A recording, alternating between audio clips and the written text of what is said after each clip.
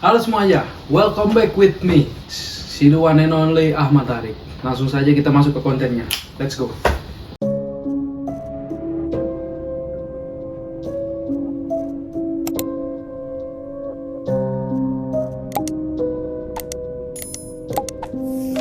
Pada konten kali ini kita bakal bahas salah satu film horor terburuk lagi menurut Rotten Tomatoes nih. Kita bakal bahas salah satu film lanjutan dari franchise boneka horor yang cukup populer beberapa tahun lalu.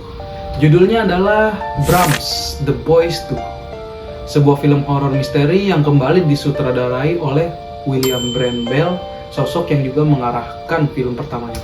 Film ini diproduseri oleh nama-nama besar seperti Tom Rosenberg, Gary Lucchesi, Richard S. Wright, Eric Kripke, Jim Weda, Roy Lee, hingga Matt Berenson. Naskahnya ditulis oleh Stacy Menir, penulis yang juga merancang cerita film pertamanya, sehingga vibe dan atmosfer horornya tetap terasa konsisten. Brams The Boy 2 dirilis secara luas di bioskop pada 21 Februari 2020 dan kemudian hadir di platform streaming pada 3 April 2020. Film ini diproduksi oleh Lakeshore Entertain, Vertigo Entertain, dan STX Entertain. Sementara distribusinya ditangani oleh STX Film. Bergenre horror, misteri, dan thriller, film ini mendapatkan rating PG-13 karena menampilkan teror, gambar-gambar disturbing, unsur tematik kelam, dan adegan kekerasan ringan. Dengan durasi 1 jam 26 menit, Brams The Boys 2 menawarkan teror psikologis yang lebih intens seputar boneka misterius yang kembali menghantui keluarga baru. Secara komersial, film ini berhasil mengumpulkan sekitar 12,6 juta dolar di Amerika Serikat. Teror mulai muncul ketika seorang anak laki-laki menemukan sebuah boneka yang terlihat terlalu mirip manusia. Pada awalnya, boneka itu tampak tidak berbahaya, tetapi semakin lama ia berada di dalam rumah, semakin banyak kejadian aneh yang mulai terjadi. Boneka itu seolah memiliki kehadiran sendiri. Cara ia duduk, cara ia memandang, bahkan posisi tubuhnya yang tiba-tiba berubah. Semua terasa janggal dan tidak natural. Dari sinilah ketegangan mulai tumbuh. Ketika sang anak dan keluarganya perlahan menyadari bahwa boneka tersebut bukan sekedar mainan, tapi sesuatu yang jauh lebih gelap.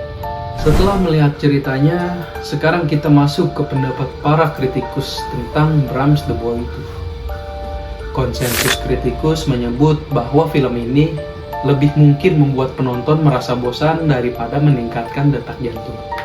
Bahkan hal yang paling menyeramkan dari film ini justru adalah bagaimana ia merusak efektivitas film pertamanya, yang sebenarnya sudah berada di level atas rata-rata.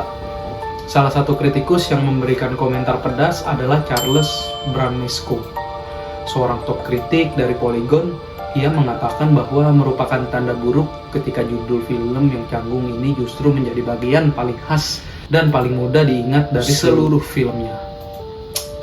Komentar ini menggambarkan bagaimana Brams The Boy itu dianggap gagal memberikan sesuatu yang benar-benar kuat maupun menegangkan, sehingga tidak mampu meninggalkan kesan berarti di benak penonton semua. Jadi, Brams The Boy 2 mencoba menghadirkan teror baru lewat boneka misterius yang kembali menghantui sebuah keluarga. Namun, hasil akhirnya jauh dari harapan.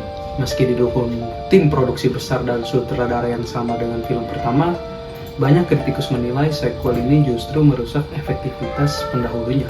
Alur yang lemah, ketegangan yang minim, dan konsep yang kurang dimanfaatkan membuat film ini terasa datar. Pada akhirnya, Brams The Boy itu menjadi sequel yang tidak mampu memberikan teror berarti dan lebih mudah dilupakan dibandingkan ditakuti.